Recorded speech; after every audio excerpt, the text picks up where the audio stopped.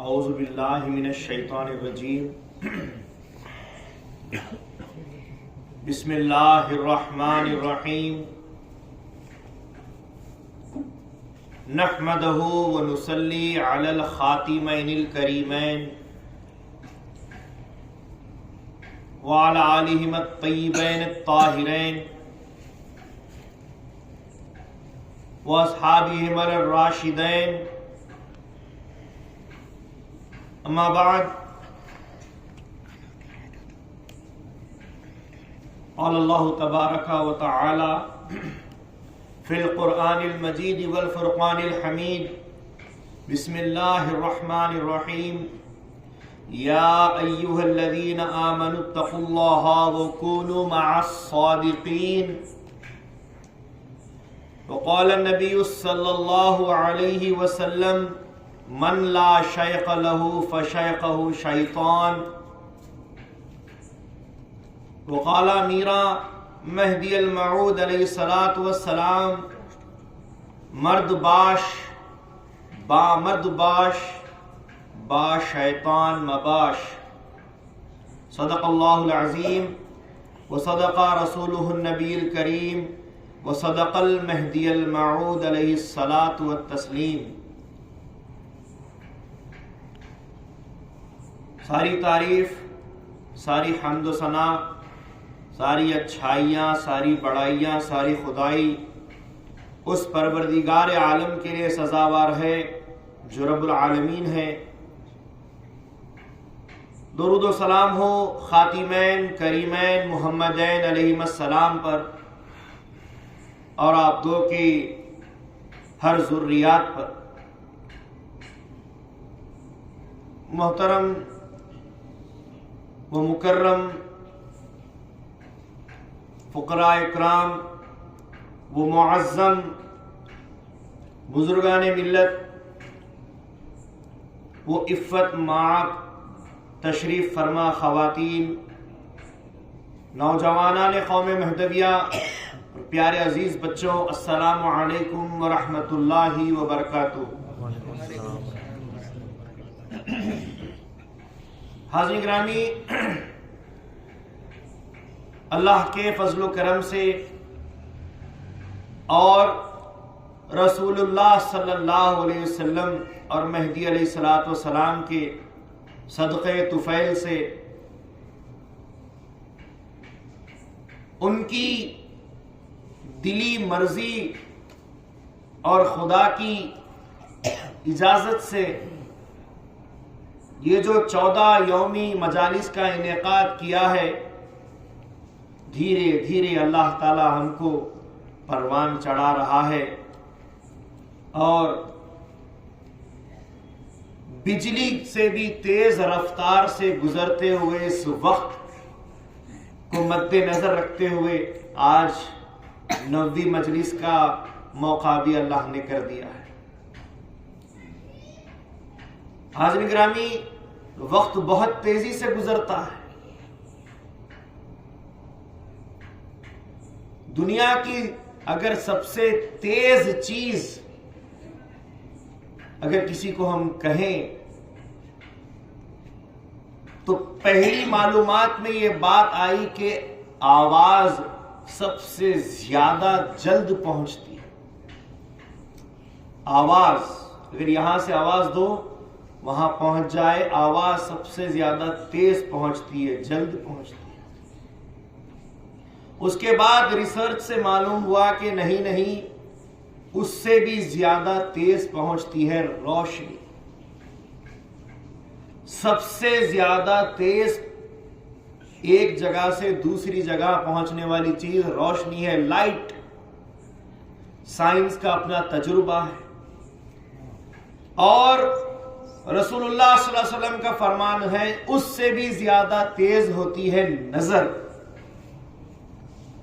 اور اس نظر کی تیزی پر چلنے والی مخلوق ہے براق۔ براق اللہ تعالیٰ کی وہ مخلوق ہے جو شب اسراء رسول اللہ صلی اللہ علیہ وسلم کے معراج کے سفر کی سواری بنا۔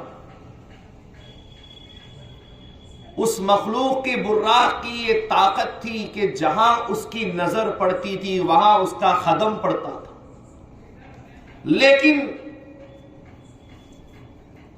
ساری کی ساری دنیا گواہ ہے کہ وقت اس سے بھی زیادہ تیز چلتا ہے، اگرچہ کہ وقت لمحے لمحے سے چلتا ہے۔ حضرت نوح علیہ السلام جن کی 1000 سال کی عمر تھی، جنہوں نے 1000 سال عمر اپنے گزارنے کے بعد جب موت کا فرشتہ ان کی روح قبض کرنے کے لیے آیا تو نوح علیہ السلام نے کہا کہ کہاں آ گئے ہو؟ ملنے ملانے کے لیے، ملاقات کرنے کے لیے، کچھ ریاض کچھ نیاز کی باتیں حاصل کرنے کے لیے آئے ہو؟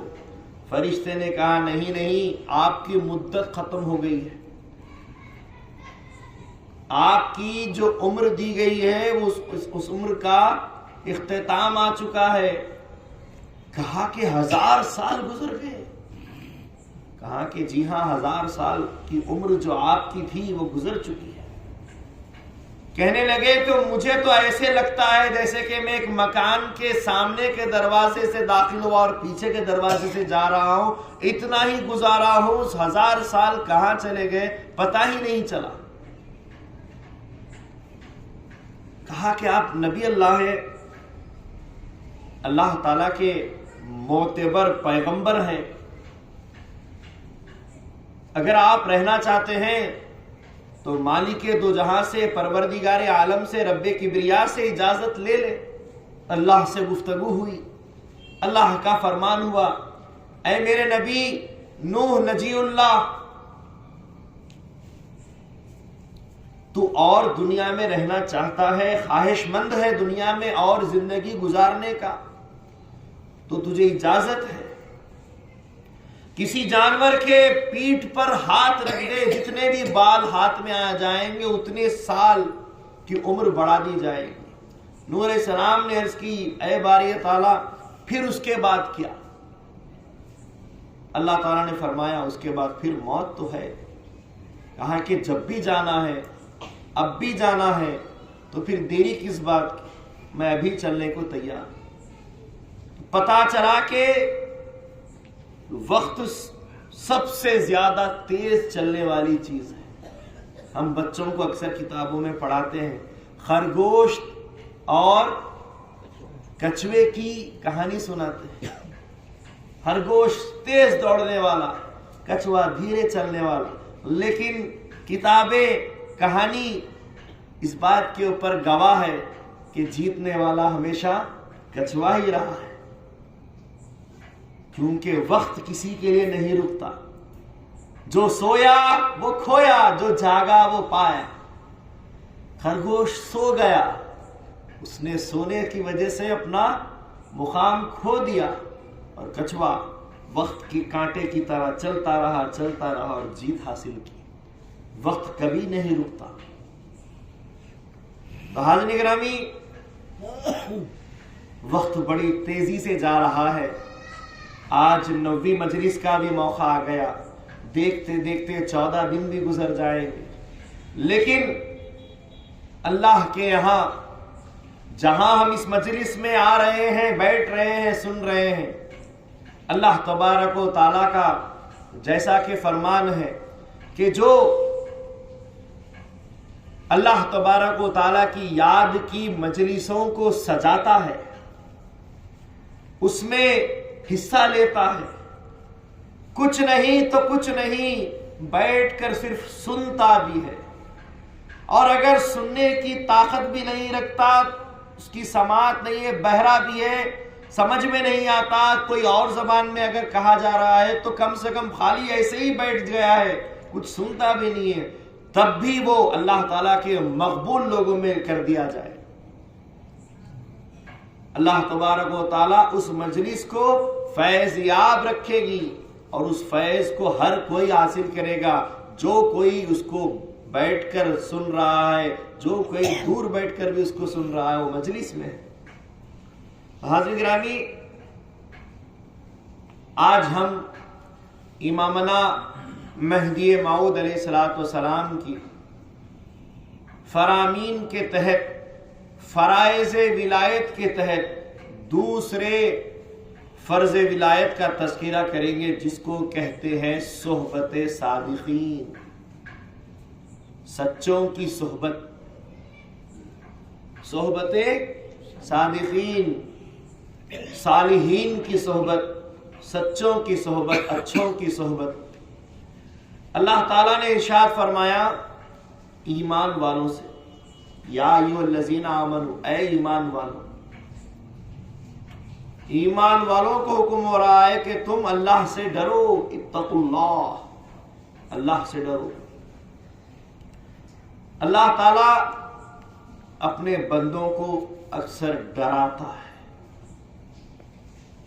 ڈرانا اپنائیت کا مطلب ہوتا ہے، جو اپنے ہوتے ہیں انہی کو ڈرایا جاتا ہے، غیروں کو نہیں ڈرایا جاتا۔ غیروں سے اگر تعلق خراب ہے تو غیروں کو چھوڑ دیا جاتا ہے، اپنوں کو ڈرایا جاتا ہے، دھمکایا جاتا ہے، ستایا جاتا ہے، لیکن کوئی نہ کوئی ایک راستہ ملنے کا ضرور پھر رہ جاتا ہے۔ یہ اپنائیت کی بات ہوتی ہے۔ اللہ تعالیٰ اسی اپنائیت کے مد نظر اپنے ایمان لانے والوں کو ڈرا رہا ہے، اے مومنو مجھ سے ڈرو۔ کس معاملے میں ڈرو؟ وَكُونُوا مَعَ الصَّادِقِينَ، صادقین کے ساتھ ہو جاؤ، اس معاملے میں ڈرو۔ سچوں کی صحبت اختیار کرو۔ صحبت میں چھو کر آنا، صرف بیٹھ کر آنے کا حکم نہیں دیا ہے۔ اللہ نے فرمایا کونو، ان کے ساتھ ہو جاؤ۔ جس طریقے سے ایک گلاس پانی کسی دوسرے بڑے برتن کے پانی میں ڈالنے پر مل جاتا ہے، پھر نکال نہیں سکتے۔ اگر پوچھیں گے اس گلاس پانی سے کہ تو جو گلاس پانی بڑے برتن کے پانی میں گیا ہے واپس آ جا، تو وہ کہے گا میں تو مل گیا ہوں، اب گلاس پانی رہا ہی نہیں ہے، اور جو برتن ہے وہ پورا برتن پانی ہے۔ اسی اگر گلاس پانی کو اگر سمندر میں ڈال دو اور کہے کہ پانی واپس آ جا، کہے گا کہ اب تو مل گیا ہوں، واپس آنے کے لیے مجھے کوئی راستہ نہیں ہے، اب میں پورا سمندر بن چکا ہوں۔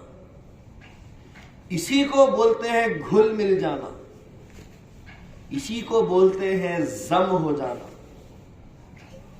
تو اللہ تعالیٰ نے سچے لوگوں کے ساتھ صرف ملنے ملانے کی بات نہیں فرمائی، فرمایا کہ ان کے ساتھ ہو جاؤ۔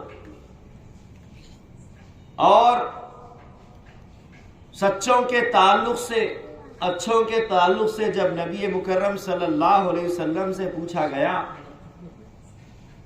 حضرت عبداللہ ابن عباس رضی اللہ تعالیٰ عنہ حدیث کے راوی ہیں، انہوں نے کہا یا رسول اللہ صلی اللہ علیہ وسلم ایو جلسائنا خیر، ہم میں ہمارے بیٹھنے والوں میں سب سے اچھے لوگ کون ہیں؟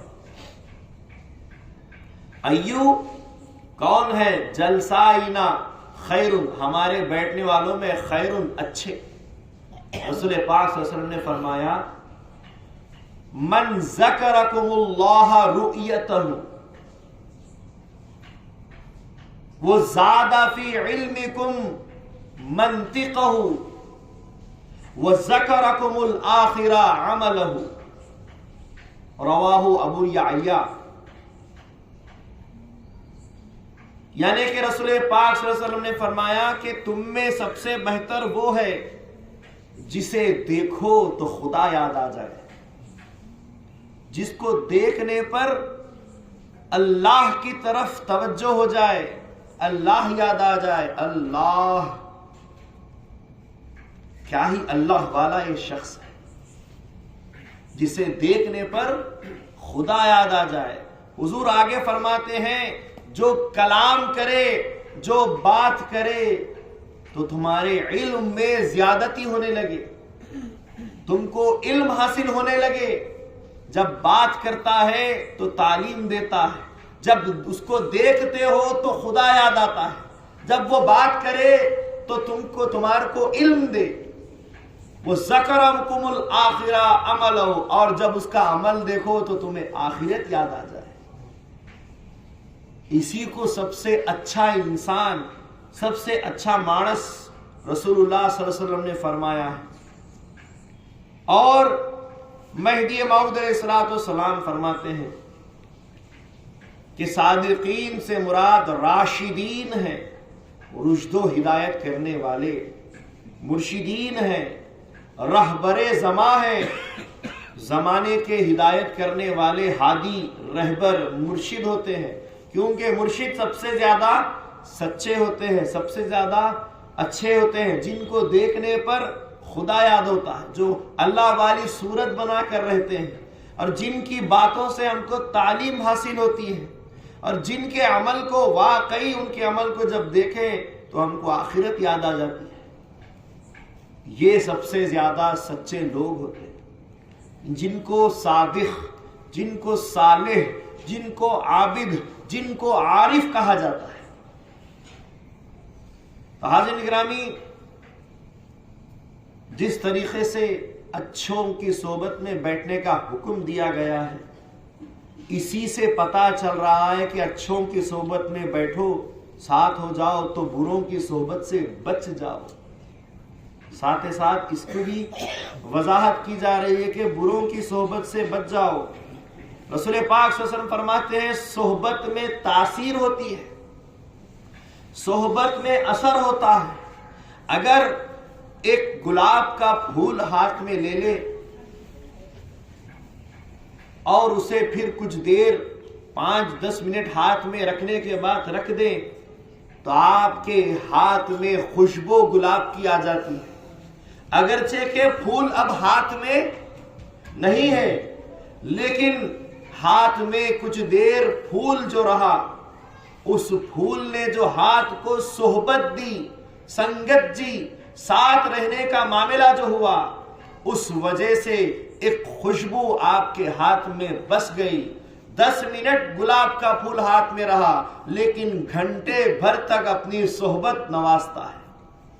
پتا چلا کہ صحبت میں تاثیر ہوتی ہے، صحبت میں اثر ہوتا ہے۔ شاعر کہتا ہے صحبت صالح ترا صالح کند، صحبت طالع ترا طالع کند۔ اچھوں کی صحبت تجھے اچھا اور بروں کی صحبت تجھے برا بناتی ہے۔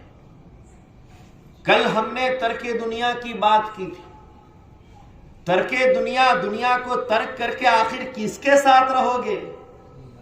اللہ والوں کے ساتھ رہو گے، کیونکہ دنیا کی محبت کو مٹانا، خدا کی محبت کو بسانا خدا والے ہی کر سکتے ہیں، اور کہیں نہیں ملتا۔ ترک دنیا کرنے کے بعد اگر کہیں تم کو پھر خدا حاصل ہونا ہے تو وہ خدا والوں میں رہنا پڑے۔ خدا والوں میں رہو گے تو ہی تم خدا والے بنو۔ کوئلہ انگارے کے ساتھ رہے گا اور بار بار پھونک مارتے رہو گے تو اس کے اندر بھی آگ آ جائے گی۔ آگ کی صحبت آگ نصیب کرتی ہے۔ اسی طریقے سے کسی گفا کے اندر، کوئلے کی کھان کے اندر چلے جاؤ گے، کوئلے کو ہاتھ نہیں لگاؤ گے اور واپس آ جاؤ گے، پھر بھی گرد و غبار کی وجہ سے تمہارا جسم، تمہارے کپڑے کالے ہو جائیں گے۔ کیوں؟ آگ میں آگ کی گرماہٹ اور اس کی صحبت ملتی ہے، برف میں اس کی ٹھنڈائی، اس کی ٹھنڈک ملتی ہے، کالے کولے کے پاس رہو تو اس کی کالک ملتی ہے۔ عطر کی دکان پہ جاؤ، عطر نہ لگاؤ، کچھ دیر بیٹھ کے آؤ، پھر بھی تمہارے اندر خوشبو بس جاتی ہے۔ خوشبو کے پاس رہو تو خوشبو بستی ہے، بدبو کے پاس رہو تو بدبو بستی ہے۔ خدا والوں کے ساتھ رہو تو خدائی بستی ہے، اور شیاطین کے ساتھ رہو تو شیطانیت بستی ہے۔ اسی لیے اللہ کے رسول صلی اللہ علیہ وسلم نے فرمایا من لا شیخ لہ فشیخہ شیطان۔ جس کے پاس کوئی اللہ والا نہیں ہوتا پھر اس کے پاس شیطان ہوتا ہے۔ جس کا کوئی رہبر مرشد نہیں ہوتا اس کا رہبر پھر شیطان ہوتا ہے۔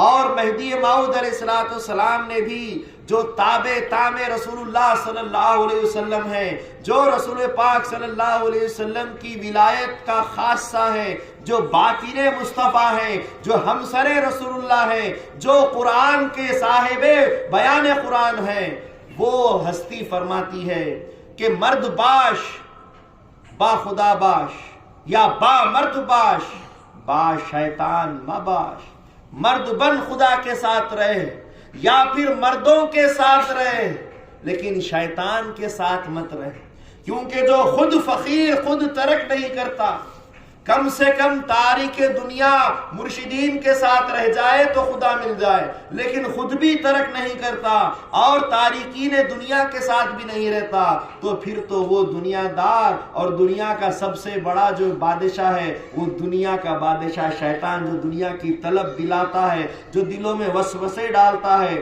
جو تم کو عبادت سے ہٹاتا ہے، تم پھر اس کے مرید ہو جاؤ گے۔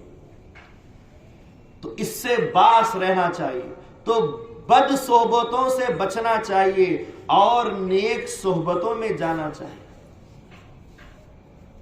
حاضرین گرامی، صحبت کا مطلب ہوتا ہے عادات، عادتیں، اچھی عادت والے لوگوں کے ساتھ بیٹھنا چاہیے، جن کی گفتگو میں مٹھاس اور اچھائی پاکی ہوتی ہو، جو بد کلامی گالی گلوچ نہیں کرتے ہو، جو کسی کو برا بھلا کہہ کر ان کے اخلاق میں گندگی نہیں لاتے ہو، ایسے نیک عادات لوگوں میں اٹھنا بیٹھنا چاہیے۔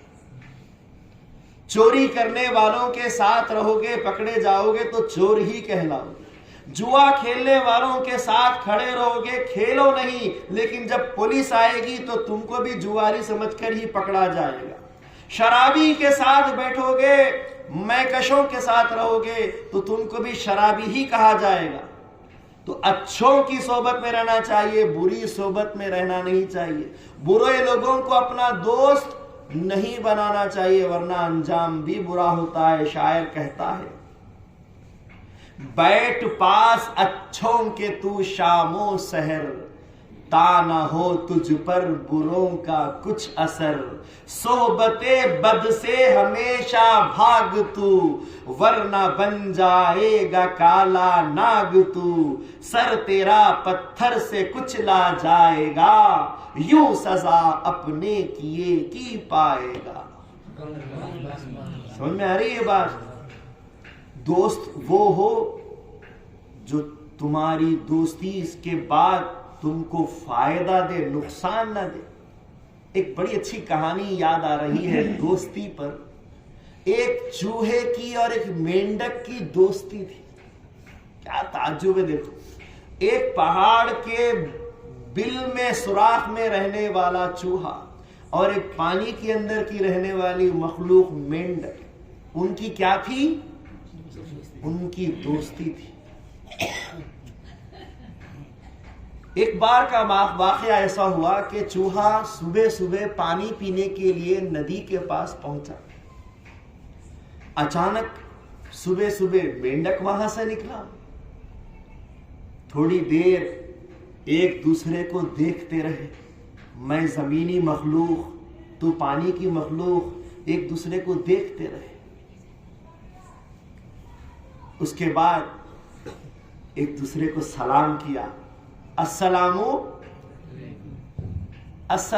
قبل الکلام، بات کرنے سے پہلے سلام کیا کرو، بات دیکھتے رہے ایک دوسرے کو، پھر سلام کیا۔ سلام کا مطلب کیا ہوتا ہے؟ تم پر سلامتی ہو، وعلیکم السلام، تم پر بھی سلامتی ہو، مطلب یہ کہ تم گھبراؤ نہیں، میں تم کو تکلیف نہیں دوں گا۔ وہ بھی کہہ رہا ہے پلٹ کے، ہاں ہاں میں بھی تم کو تکلیف نہیں دوں گا، میری طرف سے تم پر سلامتی۔ وہ کہنے لگا میری طرف سے تم پر سلامتی۔ سلام ہو گیا، اب بات چیت کرنا شروع کیے، کیسے ہو، کہاں ہو، کیسے رہتے ہو، دھیرے دھیرے بات کرتے گئے۔ چوہے نے اپنا رونا رویا، اپنے دکھڑے سنایا، اس مینڈک نے اپنے دکھڑے سنائے، اپنے رونے روئے۔ ٹوٹے ہوئے دل جب جمع ہو جاتے ہیں کہیں تو یار بن جاتے ہیں۔ ٹوٹے ہوئے دل جب کہیں جمع ہو جاتے ہیں تو یار بن جاتے ہیں، کہیں میں کشی کے ساتھ ہو جاتے ہیں تو کہیں اللہ والوں کے ساتھ ہو جاتے ہیں۔ یہ دونوں دکڑے سناتے گئے. اس کے بعد کہے یار بولے بڑی اچھی ہماری دوستی ہو گئی, ہم ایک کام کرتے ہیں, روزانہ سویرے اسی وقت ملاقات کرتے ہیں. چوہے سے کہا گیا کہ تو روز صبح کنارے آ جا, میں روز پانی سے نکل کر آ جاؤں گا, کچھ دیر پیار محبت کی, دوستی کی, دلیری کی باتیں کریں گے اور اپنے من کو شانت کر کے خوش ہو جائیں گے. اس طریقے سے بات طے ہو گئی, ملنا جلنا بڑھنے لگا. اس کو صحبت کہتے ہیں, اس کو دوستی کہتے ہیں. پہلی ملاقات میں ہر انسان یاد رکھ لے, پہلی ملاقات میں صرف انسیت ہوتی ہے, اچھا انسان ہے, اچھے لوگ. بار بار ملنے پر پھر آپس میں محبت ہوتی ہے, میرا دوست ہے کہتے ہیں, محبت ہوتی ہے. اور پھر جب اس دوست کے بغیر رہا ہی نہیں جائے, اس کو دیکھے بغیر جینا ہی نہیں جیا جائے, اس دیوانگی کو پھر عشق کہتے ہیں. دھیرے دھیرے دونوں کی دوستی عاشقی میں بدل گئی, دونوں ایک دوسرے کے بغیر رہ نہیں سکے. بالآخر چوہا کہنے لگا سویرے ایک بار, یار ایک بار صبح میں ملتے ہو, اس کے بعد تمہارا دیدار نصیب نہیں ہوتا, بڑی مشکل سے دن اور رات گزارتا ہوں, بس تیرے بارے میں سوچتا رہتا ہوں کہ پانی میں کیسا رہتا ہوگا, کہیں تجھے کوئی تکلیف تو نہیں ہوئی ہوگی, تیرے بارے میں سوچتا ہوں. جب اس کے دل کا حال مینڈک نے سنا تو مینڈک نے کہا کہ میرا بھی یہی ہے کہ تو سوراخ میں اس بل میں کیسا رہتا ہوگا, کیا گزر رہی ہوگی تجھ پہ. تو چوہے نے کہا ایک کام ہم کر لیتے ہیں, آج سے ایک دھاگا رکھتے ہیں, میں میرے پیر پہ باندھ لوں گا, تو تیرے پیر پہ باندھ لے. سنیے کہانی, شاید اگر سنی ہو تو دوبارہ سن لو. تو کہا کہ ٹھیک ہے, ایک حصہ تیرے پیر پر بندھا ہوگا, ایک حصہ میرے پیر پر بندھا ہوگا. جب بھی ایک دوسرے سے دیدار کرنے کی خواہش ہوگی ہم دھاگے کو کھینچیں گے, تو آ جانا, تجھ کو جب خواہش ہوگی تو کھینچ, میں آ جاؤں گا. اس طریقے سے پھر کچھ دن گزرنے لگے. ایک بار چوہا اپنی اس یار کی دیوانگی میں, اس یار کے عشق میں بل سے نکل کر کنارے کو آ رہا تھا. اچانک ایک بڑا کالا کوا آیا اور اس چوہے کو دبوچا اور اڑنے لگا. یہ کا ایک چوہا اڑنے لگا تو مینڈک بھی پانی سے پیر اس کا پکڑا ہوا تھا, بندھا ہوا تھا, کھینچ کر وہ بھی لٹکتا ہوا اوپر آ گیا. لوگوں نے دیکھا, تعجب کرنے لگے, بھلا کوا اتنی اوپر اڑ رہا ہے, یہ مینڈک ہوا میں کیسے اس کے پیچھے پیچھے جا رہا ہے, آخر اس نے اس کا شکار کیسے کر لیا, مینڈک کو آخر کیسے پکڑ لیا. تو مینڈک ان لوگوں کو دیکھ کر کہہ رہا ہے کمبخت, ایسے دیوانے کی دوستی نے مجھے مار ڈالا. وہ مرا, ساتھ میں یہ بھی مارا گیا. تو بے وقوف لوگوں کی دوستی, بیکار لوگوں کی دوستی تم کو بھی بیکار بنا دیتی ہے, مرنے والوں کی دوستی تم کو بھی مار ڈالتی ہے, برباد ہونے والوں کی دوستی تم کو بھی برباد کر دیتی ہے. آ رہی ہے بات سمجھ میں؟ اسی لیے اگر ایسوں کی دوستی ابھی تمہارے درمیان اگر ہے تو جلدی چھوڑ دو. کیسے چھوڑ دو؟ جیسے کہ ایک بندر اور مگرمچھ کی کہانی بھی سنائی جاتی ہے. ایک بندر جھاڑ پہ رہتا تھا, مگرمچھ پانی میں رہتا تھا, ان دونوں کی بھی دوستی ہو گئی. روزانہ جو ہے سو بندر مگرمچھ سے بات کرتا, مگرمچھ بندر سے بات کرتا. مگرمچھ کے من میں کھوٹ, کہتا ہے کہ یار کبھی آ تجھے سیر کرا کر لاتا, یار تجھے گھما کر لاتا. بولتا ہے ابھی نہیں پھر آؤں گا, ابھی نہیں پھر آؤں گا. ایک بار مگرمچھ نے بڑی لالچ دی, یار تو میرا دوست, تو میرا یار, تو میرا دلدار, میرے پر یقین نہیں, دوستی پر یقین نہیں, دوست پر یقین نہیں. کس کام کی دوستی؟ بولے رونا ہے, بولے ایسی دوستی پر. ایسے ایسے واسطے اس کو دیے, ایسے ایسے بہلایا پھسلایا. بندر سے رہا نہیں گا, یار اتنی دوستی کا واسطہ دے رہا ہے, تجھ پہ تو آنکھ بند کر کے بھروسہ کرنا. کہا کہ آجا. تو بندر اتر کے سر پہ بیٹھ گیا اور جو ہے سو اس کو دور سیر کرانے لے گیا. اس کے بعد بیچ پانی کے حصے میں لے جا کر بولا بیٹا بیٹا دوستی گئی بھاڑ میں، تو تیرے کلیجے کو چبانے کے لیے من مچل رہا تھا، میرا کلیجہ تیرے کلیجے کے لیے تڑپ رہا تھا، تجھے کھانے کے لیے سب ترکیب کی ہے۔ تو بندر پھر بھی عقل مند تھا، بندر نے کہا ارے پہلے بول دیتے یار، اے میرے دلدار میرے دوست پہلے بول دیتے، میرا کلیجہ بولے جھاڑ پہ لگا ہوا ہے، میں روزانہ اپنا کلیجہ جھاڑ پہ باندھتا ہوں، تجھے کلیجہ چاہیے تھا پہلے بول دیتے یار، پہلے دے دیتا۔ اس نے کہا ارے بندروں میں عجیب جانور ہے، بولے بندروں میں یہ کیفیت، جگر نکال کو دل نکال کو لگا دیتے، بولا کہ مگرمچھ بیوقوف تھا، نادان تھا، کم عقل تھا، اس لیے کم عقلوں کی ان کی صحبتیں مت اختیار کرو۔ بندر نے کہا کہ چل واپس پیڑ کے پاس چل، ابھی تجھے جو ہے سو اپنا دل نکال کر وہاں سے جگر نکال کر دے دیتا ہوں۔ سنیے نا کہانی کہ نہیں سنیے بھی؟ تو وہ فوراً بندر اوپر چڑھا اور ایک سیب توڑا اور اس کے منہ پہ مارا، لے میرا دل، اور ایک دل دیوں تو دوسرا بھی دل دیتا، ارے یہ تو سیب ہے۔ بولے بیوقوف، بھلا دل بھی پیڑوں پہ لگتے ہیں، نکل جائے تو انسان اور جانور مر جائے۔ بولے آج سے تیری میری دوستی ختم۔ تو کم سے کم اگر تم عقل مند ہو، اگر تم کو عقل ہے تو ایسے مگرمچھوں کی صحبتیں سے بچنا چاہتے ہو تو ابھی بچ جاؤ، نہیں تو پھر کبھی بھی خوراک بن سکتی، اپنے اعمال کو برباد کر لو گے اگر ان کی صحبتوں سے نہیں بچو گے۔ ایک انسان تھا، آج بچ جاؤں گا، آج بچ جاؤں گا، روزانہ مسجد میں بیٹھ کر مرشد کے سامنے بیٹھ کر بڑا اس سے بیان سنتا، اس کے بعد بولتا کہ بچ جانا چاہیے، کر پھر وہی اس میں رہتا، اس کان سے سنتا اس کان سے نکال دیتا۔ ایسا ہی ایک جو سو انسان تھا جو ہمیشہ جو سو ایک کان سے سنتا ایک کان سے نکال دیتا۔ تو حاضرین گرامی،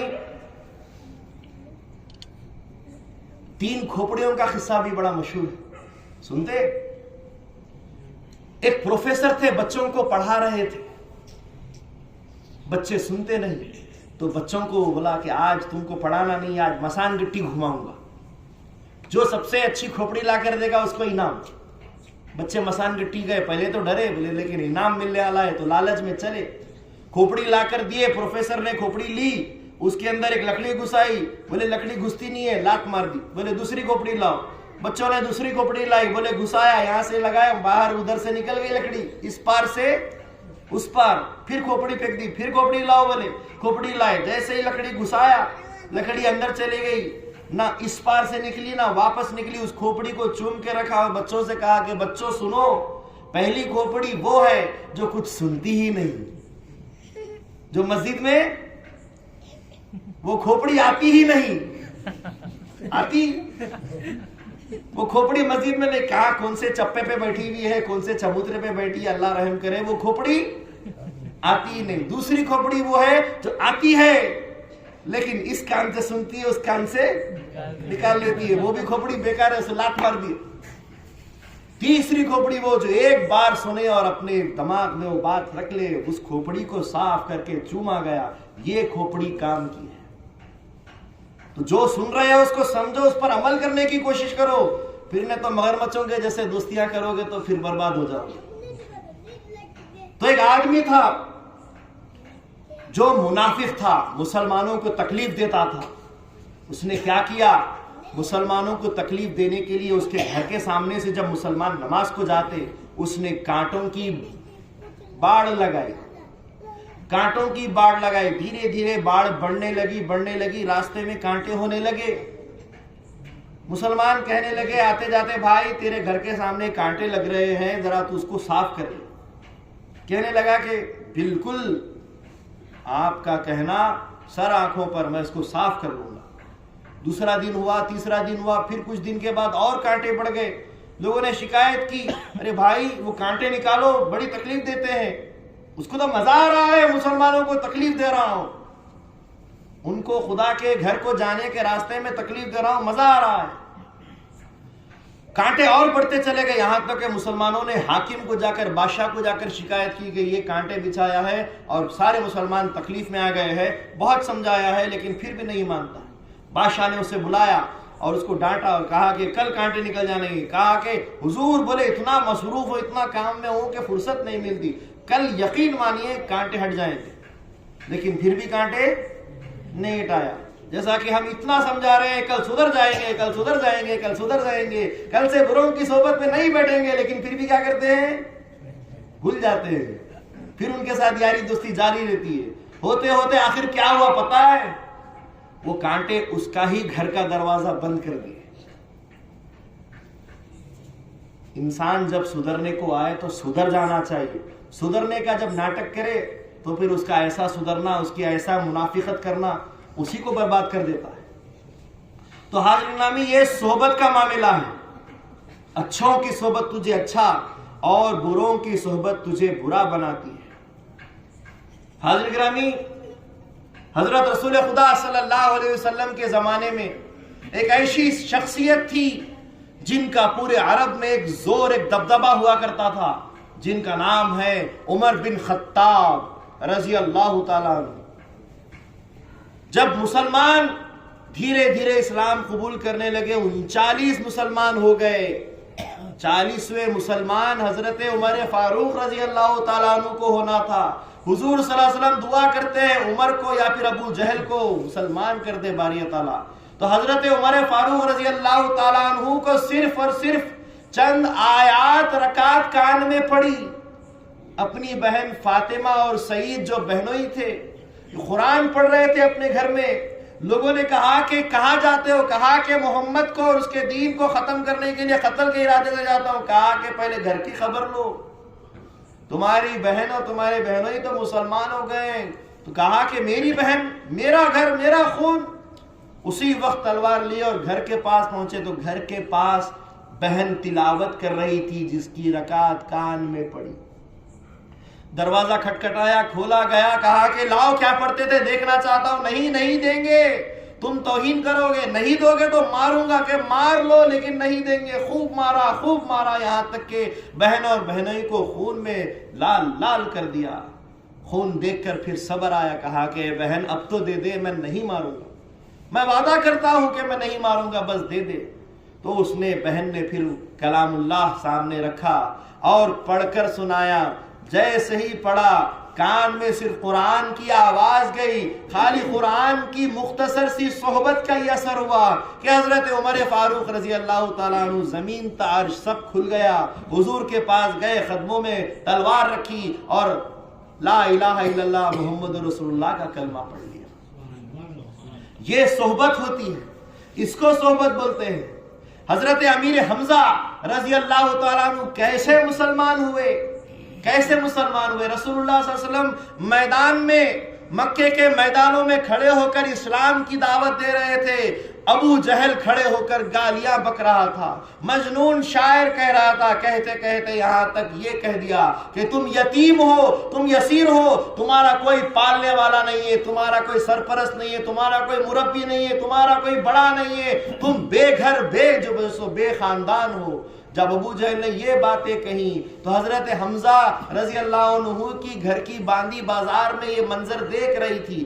گھر آئی اور اپنی مالکہ کو، حضرت حمزہ کی بیوی کو کہا کہ آج آپ کے بھتیجے کو بازار کے اندر اس قدر ذلیل کیا گیا، یہاں تک کہ کرتے کرتے کہتے کہتے یہ بھی کہہ دیا گیا کہ آپ کا کوئی گھر والا نہیں، آپ یتیم و یسیر ہے کہہ دیا.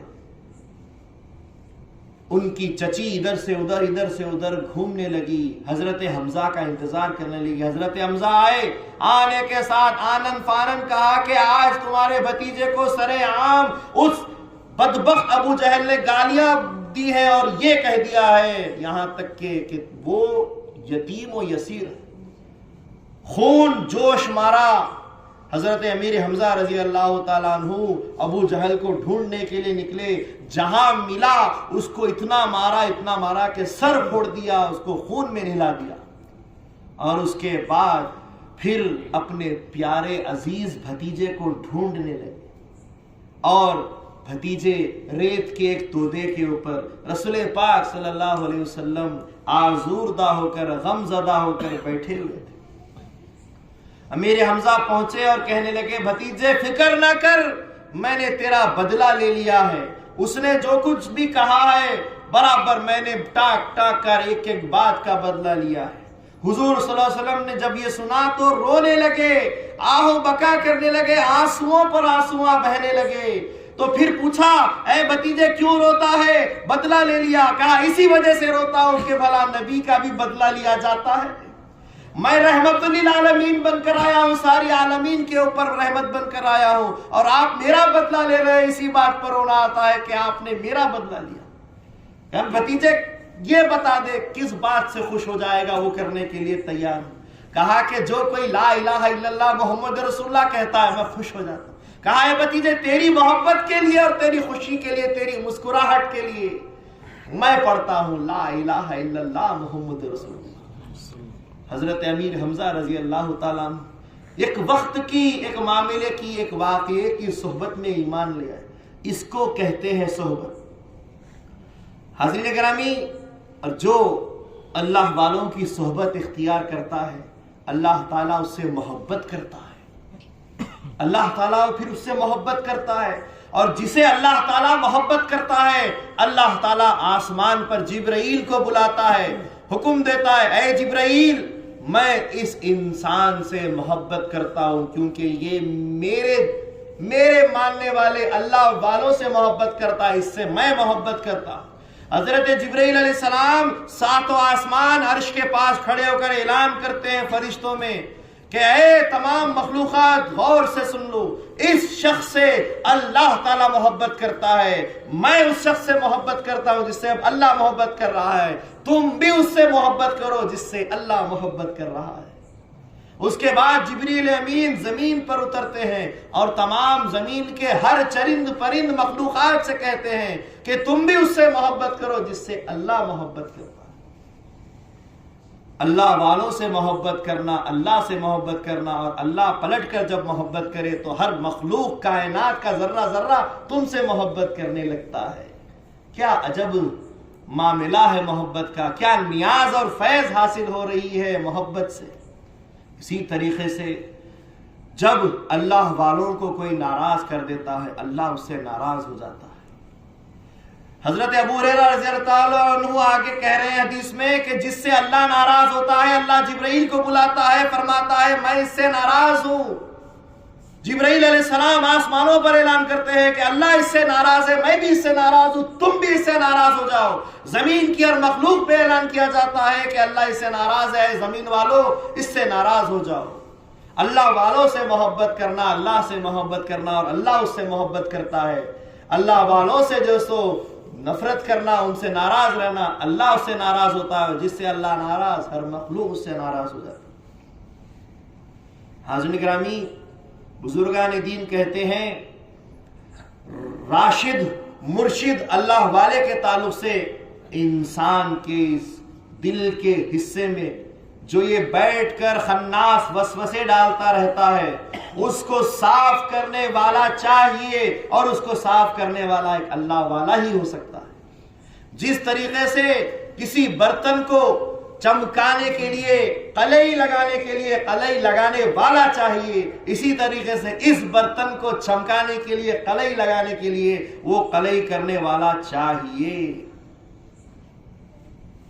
علم ایسے ہی نہیں ہوتا، کتابیں اتر کر آ جاتی علم حاصل ہو جاتا، لیکن اللہ تعالیٰ نے کتابوں کے ساتھ معلم علم سکھانے والے کو بھیجا ہے، مرشد اول رسول اللہ صلی اللہ علیہ وسلم کو بھیجا ہے۔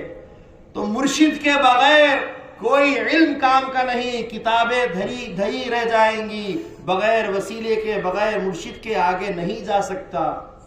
قرآن خالی پکڑ کر آگے نہیں جا سکتا جب تک کہ قرآن والوں کو نہیں پکڑا جائے۔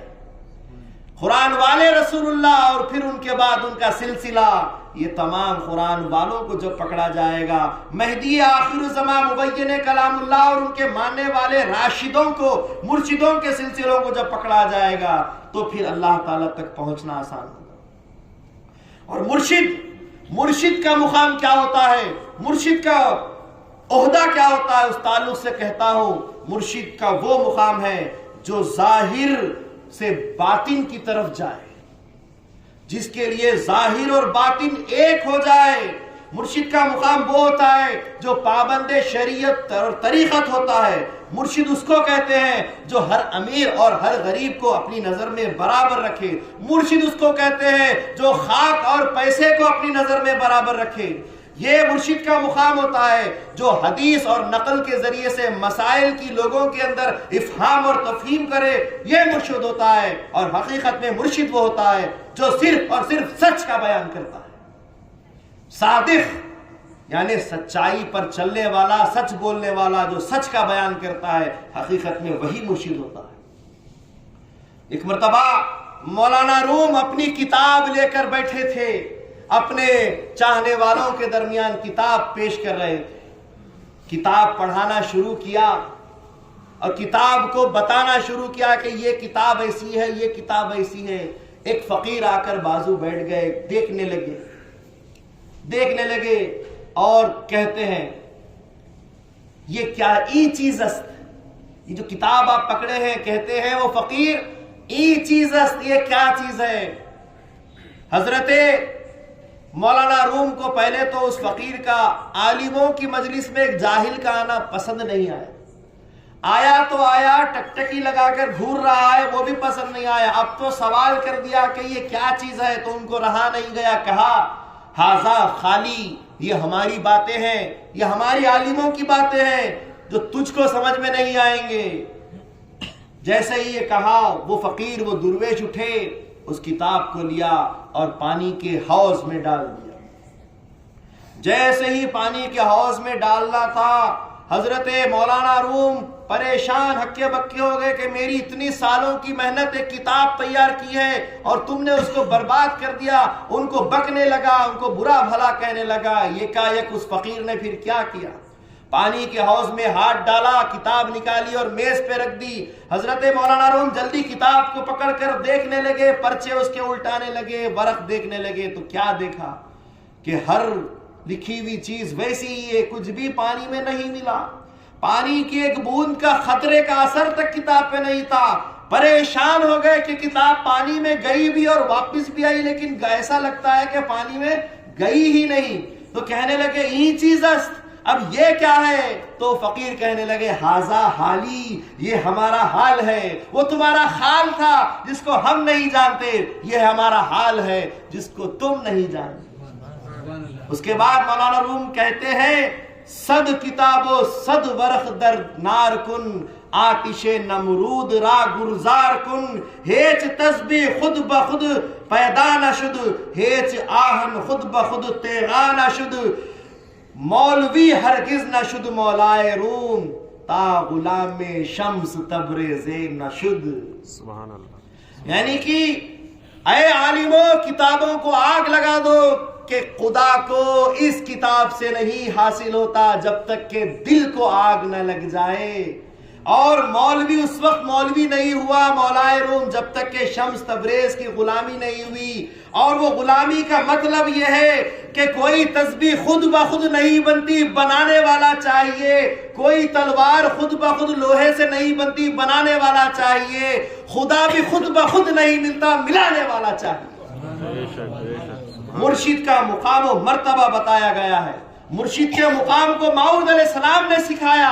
فنا فی الشیخ, فنا فی الرسول, فنا فی اللہ بقا باللہ.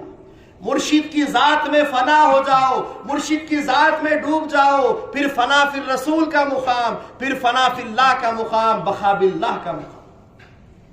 مرشد پہلی منزل ہے, رشد و ہدایت کی پہلی منزل ہے. صادق اس کسی کو کہتے ہیں جس کی صحبت سے خدا ملتا ہے.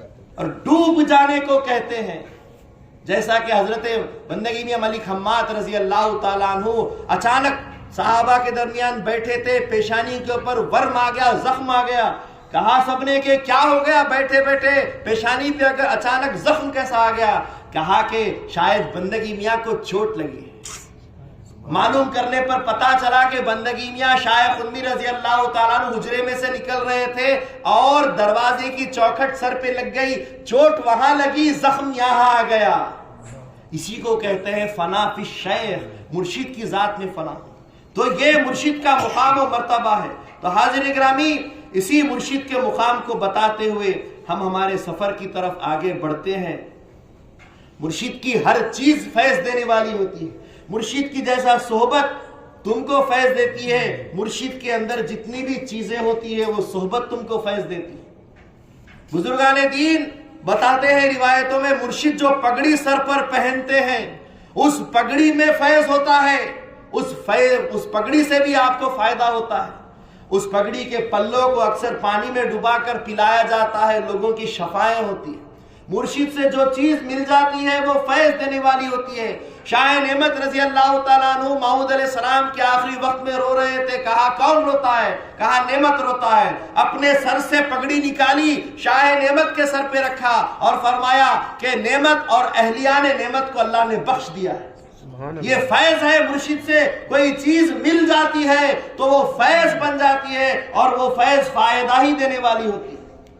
روایت میں آتا ہے کہ رسول اللہ صلی اللہ علیہ وسلم کی پگڑی ایک مرتبہ بیوی فاطمہ سر پر پہن لیتی ہے تو زمین سے لے کر آسمان تک ساری چیزیں، ساری مخلوق روشن ہو جاتی ہے۔ اسی طریقے سے پیر و مرشد حضرت میاں سید ابو القاسم تسخیر حیدرآبادی رحمت اللہ علیہ کے پیر و مرشد حضرت میاں سید اسماعیل موسی میاں صاحب ثانی رحمت اللہ علیہ، ان کی چادر، ان کے سر پہ اوڑھنے کی جو چادر تھی وہ چادر ان کی لگی ہوئی تھی، گھر میں کام کرنے والی بھی چادر اوڑھا کرتی تھی۔ یہ کہا ایک گھر میں سودا لانے کا موقع ہوا تو وہ گھر میں کام کرنے والی آگے بڑی، چادر لی، لیکن چادر اس نے اپنی نہیں، مرشد کی چادر لے لی۔ جو ہی چادر اوڑھ کر باہر بازار میں گئی اس نے دیکھا کہ سارے انسانوں کے چہرے جانوروں کے ہو گئے، پریشان ہو گئی، یہ کیا دیکھ رہی ہوں؟ دوڑ کر بھاگ کر واپس آئی اور بی بی سے کہنے لگی، بی بی سارے کے سارے لوگ جانوروں کے چہرے میں نظر آ رہے ہیں۔ حضرت نے جیسا ہی سنا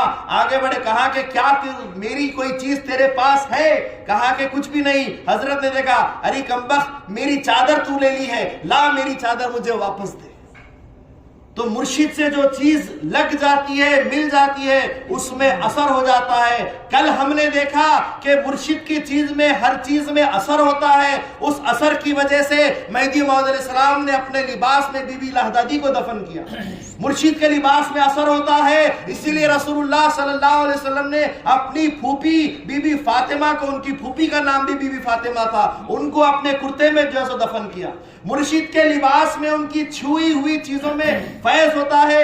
اسی وجہ سے حضرت اویس قرنی کو بھی حضور نے جو سو فرمایا، صحابہ کو وصیت کی کہ میرا پیرہن اویس قرنی تک پہنچانا، اور اویس قرنی کے پاس جب حقیقت میں پیرہن آ گیا، پہنچانے والے نے رسول اللہ صلی اللہ علیہ وسلم کی حقیقت کو دیکھ کر جب دیا تو حضرت نے لیا اور اسی وقت ڈھیر ہو گئے، اسی وقت خاک کا پتلا خاک میں مل گیا اور روح خدا اللہ سے مل گئی، اسی وقت اسی کپڑوں میں ان کو دفن کیا گیا۔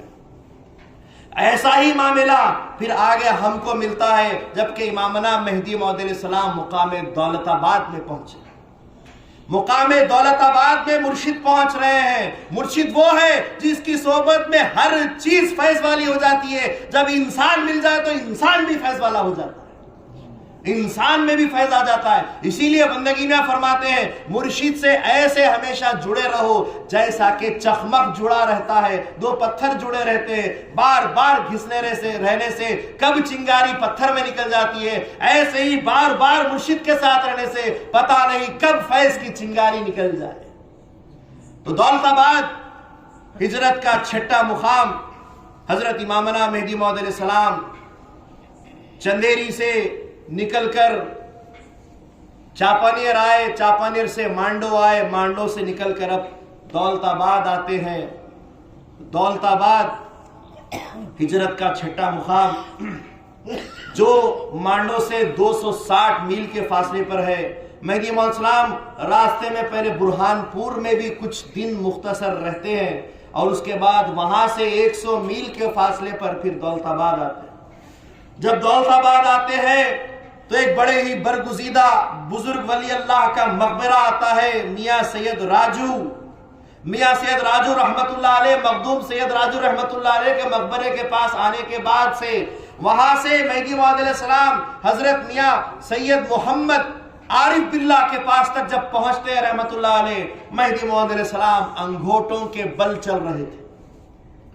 سب نے پوچھا، عاشقوں نے پوچھا، مصدقین نے پوچھا، اس مرشد کے صحبت رہنے والوں نے پوچھا کہ میرا جی ایسے کیوں چلتے ہو؟ موعود علیہ السلام نے فرمایا کہ ہر جگہ ولی اللہ زمین میں دفن ہے، ساری زمین ولیوں سے بھری ہوئی ہے، میں انگوٹھوں کے بل چلتا ہوں پھر بھی کسی نہ کسی ولی کے سینے پہ، کسی نہ کسی ولی کے سر پہ میرا پیر جاتا ہے، اتنے اولیاء اللہ دفن ہیں۔ ہماری قومی روایت میں یہ بھی آیا ہے کہ جس طریقے سے مکہ مکرمہ کی زمین، بیت المقدس کی زمین، مکے کی زمین، کعبے کی، اور مدینے کی زمین آسمان میں جنت میں اٹھا لی جائے گی، ہماری قومی روایت میں یہ بھی آتا ہے کہ یہ دولت آباد کی زمین جو ولیوں کی زمین ہے یہ بھی ایسے ہی جنت میں اٹھا لی جائے گی۔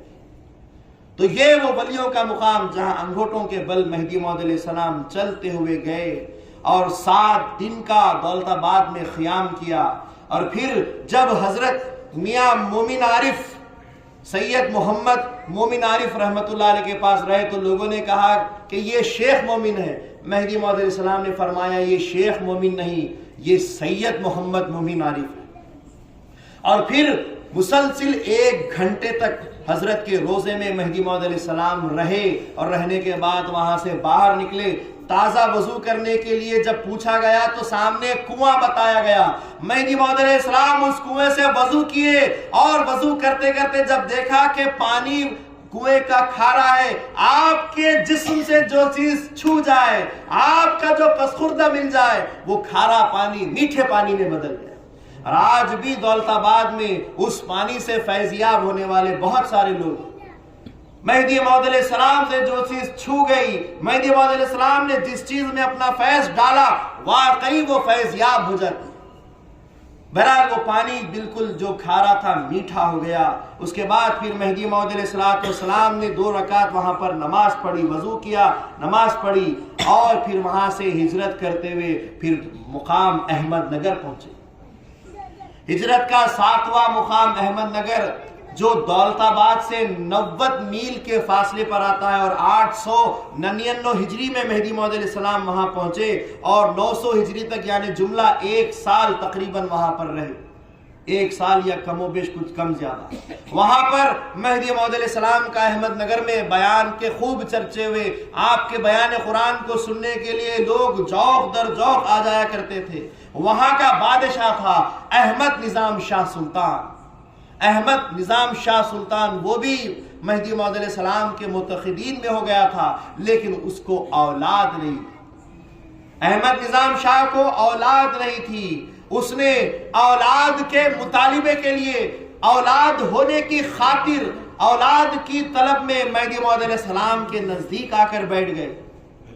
مہدی موعود علیہ السلام جو مراد اللہ ہے، ہر مرید اللہ کو مراد اللہ تک پہنچا دیتے ہیں، ہر ایک سینے کے حال کو جان لیتے ہیں، نیتوں کو پہچان لیتے ہیں، چہروں کو پڑھ لیتے ہیں، ناموں کو پکار دیتے ہیں۔ وہ مہدی موعود علیہ السلام نے جب دیکھا تو کہا کہ اے احمد نظام شاہ، اولاد کے لیے آیا ہے، اولاد مانگتے ہو، ٹھیک ہے، بندہ اولاد کے لیے تمہارے لیے کام کرتا ہے۔ موعود علیہ السلام اس وقت پان کھا رہے تھے، آپ پان کا پسخوردہ، مہدی سے جو چیز جڑی ہے وہ فیض دیتی ہے، مرشد سے جو چیز جڑی ہے فیض دیتی ہے۔ پان کا پسخوردہ نکالا اور دیا، اور کہا کہ تم اور تمہاری بیوی اس کو کھا لے۔ اسی وقت سلطان احمد نظام شاہ اس نے وہ پسخوردہ خود اور اپنی بیوی کو کھلایا، اور ساتھ ہی ساتھ پسخوردہ کھاتے ہی اللہ تعالیٰ نے ان کو فیضیاب کیا۔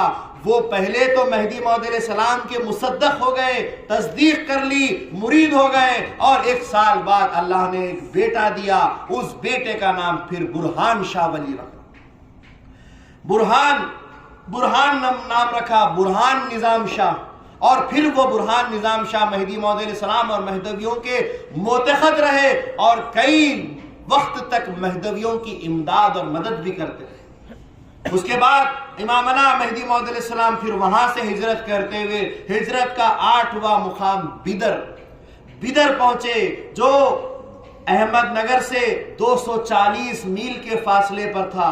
900 ہجری کے اوائل کے حصے میں یہاں بدر پہنچتے ہیں اور بدر میں مہدی موعود علیہ السلام کی آمد سے کچھ وقت پہلے بدر کا جو حاکم تھا، جو بادشاہ تھا، جس کا نام ہے قاسم برید بادشاہ نے، حاکم نے خواب دیکھا کہ ایک بہت بڑا شیر ہمارے بدر کے شہر کے سامنے کے دروازے میں داخل ہوا اور پچھلے دروازے سے باہر چلا گیا. بادشاہ نے، حاکم نے ولیوں کو بلایا، خواب کی تعبیر کرنے والوں کو بلایا، عالموں کو بلایا، مشائخین اکرام کو بلایا، صوفیوں کو بلایا، سب کو بلا کر کہنے لگا کہ میں یہ خواب بولتا ہوں، اس کی تعبیر دو. تو کوئی کچھ نہ کچھ تعبیر دیتے چلے گئے، لیکن بادشاہ کو سکون نہیں آیا. اسی وقت ایک بہت بزرگ شخصیت، ایک ولی اللہ، ایک سچے عاشق خدا جن کی عمر کافی بزرگ بھی تھی، جو اڑم میں رہتے تھے، اڑم نلی میں آج بھی ان کا مقام ہے، اڑم میں تھے، ان کو پتا چلا کہ ایک خواب بادشاہ کو آیا ہے اور بادشاہ اس خواب کی سچی تعبیر جاننا چاہتا ہے. وہ بزرگ بادشاہ کے پاس رسائی حاصل کی اور بادشاہ سے کہا یہ جو تمہارا خواب ہے، شیر ہمیشہ علی ہوتا ہے، یا تو علی آئے گا یا علی کا مقام رکھنے والا کوئی آ رہا ہے. اور زمانے سے یہ زمانہ 10ویں صدی کا زمانہ، مہدی آخر الزمان کی ولادت کا زمانہ ہے، تو یقیناً مہدی آ رہا ہے. مہدی موعود علیہ السلام آ رہے ہیں اور آپ سب ان کے انتظار میں رہیں. اسی وقت جب یہ ساری باتیں آیا ہوئی، مہدی موعود علیہ السلام سید الاولیاء، خاتم ولایت محمدیہ، معصوم عن الخطا، مبین کلام اللہ، قرآن کا بیان کرتے ہوئے پھر بدر میں داخل ہوئے. اور جو ہی بدر میں داخل ہونا تھا، سب جگہ چرچا ہو گئی کہ سید محمد جیون پوری تشریف لائے ہیں اور قرآن کا بیان کر رہے ہیں. سب نے ان کو جو سو مہدی موعود مان کر ان کی تصدیق کر دی، جس میں کئی جلیل القدر علماء بھی جمع تھے. اللہ والے اللہ والوں کے ساتھ ہو جاتے ہیں، دنیا والے دنیا والوں کے ساتھ ہو جاتے ہیں. شاعر کیا خوب کہتا ہے، کند ہم جنس با ہم جنس پرواز، کبوتر با کبوتر باز با باز. ہر جنس اپنے جنس کے ساتھ رہتی ہے، کبوتر کبوتروں کے ساتھ اڑتا ہے اور باز باز کے ساتھ اڑتا ہے. شیر شیروں کے ساتھ رہتے ہیں، گیدڑ گیدڑوں کے ساتھ رہتے ہیں. اللہ والے اللہ والوں کے ساتھ رہتے ہیں اور دنیا والے شیطان کے ساتھ رہتے ہیں. اسی لیے اللہ والوں کی صحبت کو اختیار کرنے کا حکم دیا. جو ہی مہدی کی خبر سنی، بڑے بڑے علماء جن میں شیخ مومن توکلی، یہی وہ شیخ مومن توکلی رحمت اللہ علیہ، وہ رضی اللہ تعالیٰ عنہ ہے جنہوں نے یہ خواب کی تعبیر کی اور جو سب سے بڑے ولی اللہ تھے، انہوں نے مہدی موعود علیہ السلام کی مہدیت کی تصدیق کی. مولانا ضیاء الدین بھی وہاں آ گئے، مولانا عبد الواحد بھی آ گئے، قاضی منتخب الدین جنیری بھی آ گئے، قاضی علاء الدین بدر بھی آ گئے. سب آئے اور مہدی موعود علیہ السلام کا استقبال کر کے ان کی تصدیق کرنے لگے.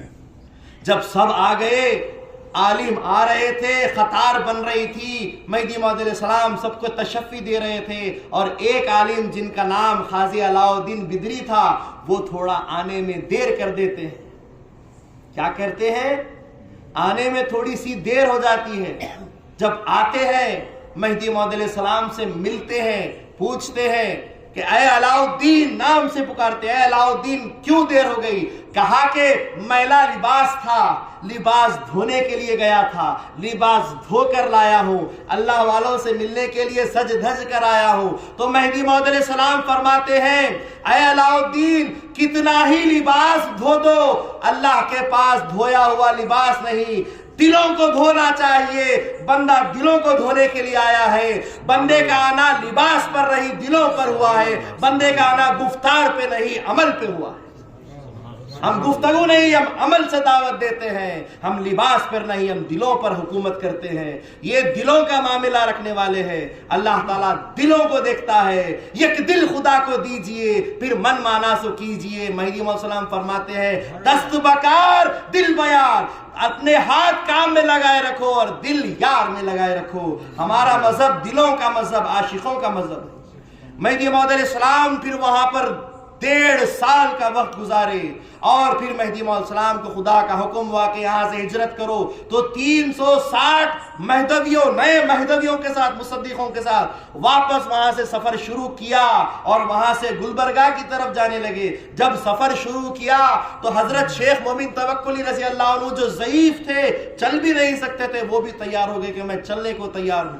مہدی موعود علیہ السلام نے فرمایا آپ کو طاقت نہیں، آپ رہ جائیے۔ انہوں نے کہا کہ میں چلنا چاہتا ہوں۔ مہدی موعود علیہ السلام نے فرمایا گر با منی در یمنی پیش منی، گر بے منی پیش منی در یمنی، ارے تم میرے ہو، جو میرا ہے وہ یمن میں بیٹھا ہوا ہو، پھر بھی تو میرا میرے سامنے رہے گا، اور جو میرا نہیں ہے میرے سامنے بھی رہے لیکن گویا کہ وہ یمن میں رہے گا۔ جو میرا ہے میرے ساتھ ہی رہے گا، جو میرا نہیں ہے وہ میرے ساتھ رہ کر بھی میرے ساتھ نہیں رہے گا۔ آپ فکر نہ کریں، ہم جہاں جائیں آپ ہمارے ساتھ رہیں گے۔ حضرت شیخ مومن توکلی رضی اللہ تعالیٰ عنہ خوش ہو جاتے ہیں، پھر ایک آخری آرزو کا اقرار کرتے ہیں، اظہار کرتے ہیں کہ میاں جی میں آپ کو غسل دینا چاہتا ہوں، آپ کو غسل دینا چاہتا ہوں۔ مہدی موعود علیہ السلام مان گئے۔ جو ہی غسل کے لیے مہدی موعود علیہ السلام کے کپڑے اتارے، ان کو پتا تھا کہ سید محمد مہدی موعود علیہ السلام جو بن کر آئے گا اس کی پیٹھ پر مہر ولایت لگی ہوگی۔ اسی مہر ولایت کو دیکھنے کی خواہش میں غسل کا جیسو وہاں پر جیسو معروضہ رکھا، غسل کے لیے جیسو اظہار کیا، اور جیسے ہی مہدی موعود علیہ السلام نے پیرہن مبارک اتارا، پیٹھ مبارک دیکھی، فوراً آگے بڑھ کر جس طریقے سے پروانہ اپنے آپ کو شمع میں جلا دیتا ہے، جس طریقے سے پانی سمندر میں ضم ہو جاتا ہے، وہ چومتے ہوئے پیٹھ کو لپٹ جاتے ہیں مہدی کی۔ مہدی موعود علیہ السلام کی پیٹھ کو چومنے لگتے ہیں کہ آقا بندے کا جیون، بندے کا زندہ رہنا کامیاب ہو گیا، آپ کی مہر ولایت دیکھنا چاہتا تھا، آپ کی حق مہدی کی بات کو اور مضبوط کرنا چاہتا تھا، دیکھ لیا، اللہ کا احسان، اللہ کا شکر ہے۔ اس کے بعد پھر مہدی موعود علیہ السلام وہاں سے گلبرگہ پہنچے۔ گلبرگہ بولوں تھوڑا اور جی بولیے، ہاں بولیے بولیے، زیادہ وقت تو نہیں ہو گیا؟ ہاں، گلبرگہ ہجرت کا 9واں مقام۔ مہدی موعود علیہ السلام گلبرگہ نہیں جا رہے تھے۔ مہدی موعود علیہ السلام جب ہجرت کی شروعات کی، جونپور سے کہاں کے لیے نکلے؟ حج بیت اللہ کے لیے نکلے تھے۔ حج بیت اللہ کے لیے ڈابول بندرگاہ جانا تھا، وہاں سے جہاز میں سوار ہو کر جدہ مکہ جانا تھا، ڈابول بندر کی طرف جا رہے تھے۔ یکایک سب کو کہا کہ ہم ڈابول بندرگاہ جا رہے ہیں، لیکن مہدی موعود علیہ السلام کی سواری جو گھوڑا تھا وہ سواری ہٹنے لگی راستے سے، راستہ بدلنے لگا۔ مصدقوں نے کہا کہ میرا جی راستہ بدل رہا ہے، ہم کو بندرگاہ جانا ہے، جہاز میں سوار ہونا ہے، آپ راستہ بدل رہے ہیں۔ مہدی موعود علیہ السلام نے فرمایا بندہ راستہ نہیں بدلتا، خدا ہی راستہ بدلتا ہے۔ دیکھو اپنی خدائی آنکھوں سے، اللہ تعالیٰ نے جو تم کو عطا کی ہے ان آنکھوں سے دیکھو، یہ بصارت کی سامنے کی آنکھوں سے نہیں، بصیرت کی دل کی آنکھوں سے دیکھو کہ سواری کو کون لے جا رہا۔ سبحان اللہ۔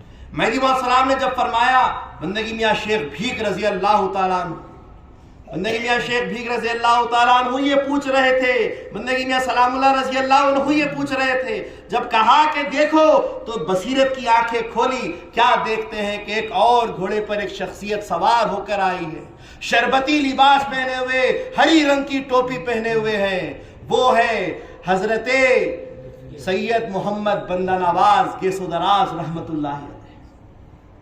وہ آپ کی سواری کو اپنے ساتھ گلبرگہ لے جا رہے ہیں۔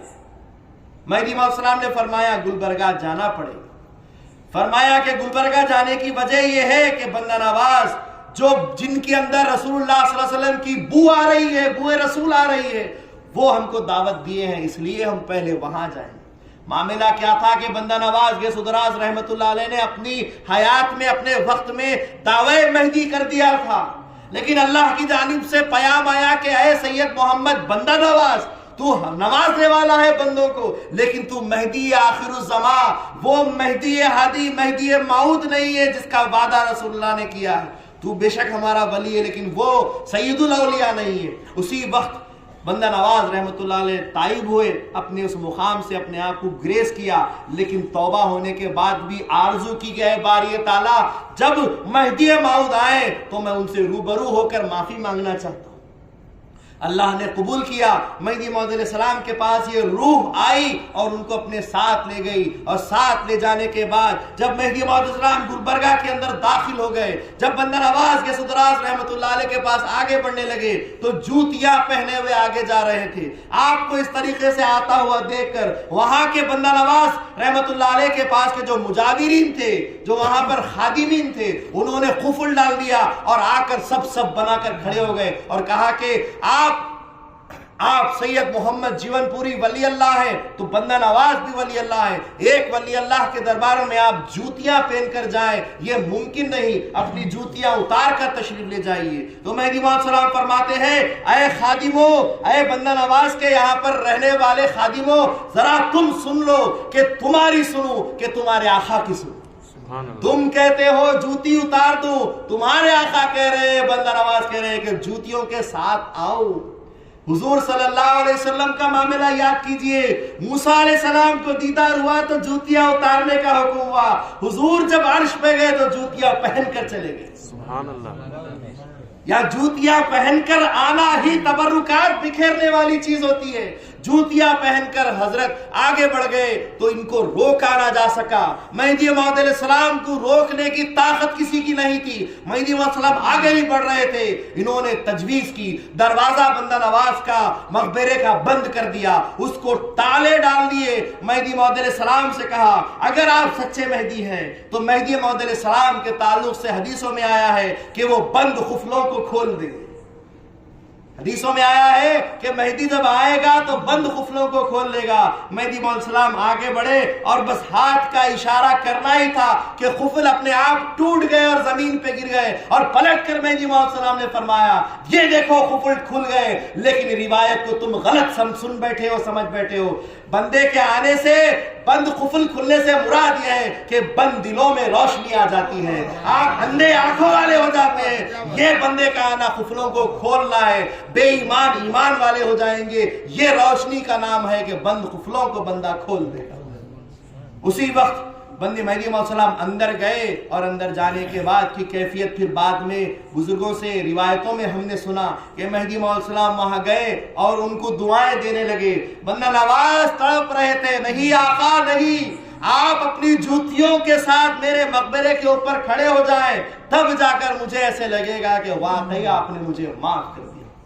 بہرحال کچھ لمحات کے لیے ہی صحیح مہدی موعود علیہ السلام نے ان کی اس آرزو کو پورا کیا اور وہاں سے اترے، اور پھر وہاں پر میاں شیخ کا روزہ جسے کہتے ہیں میاں سراج الدین، وہاں پر مہدی موعود علیہ السلام 40 دنوں تک وہاں پر قیام کیا، اس حجرے میں نمازیں پڑھی، ذکر اللہ کیا، اعتکاف کیا، اور مہدویوں کو وہاں پر جو سو دعوت اسلام اور جو سو مہدوی بنانے کا کام، قرآن کا بیان کیا۔ اسی وقت مہدی موعود علیہ السلام سے حضرت شاہ نظام رضی اللہ تعالیٰ عنہ نے کہا، مہدی موعود علیہ السلام مسواک کر رہے تھے، شاہ نظام رضی اللہ عنہ کہے کہ مینا جی حدیث میں آیا ہے کہ مہدی جو سچا ہوگا، مہدی موعود علیہ السلام کا خاصہ یہ ہوگا کہ وہ سوکھے درختوں کو ہرا کر دے گا۔ مہدی موعود علیہ السلام جو مسواک کر رہے تھے زمین میں یک لگائے، اور کیا تھا کہ پھر وہ مسواک ہرا بھرا درخت ہو گیا۔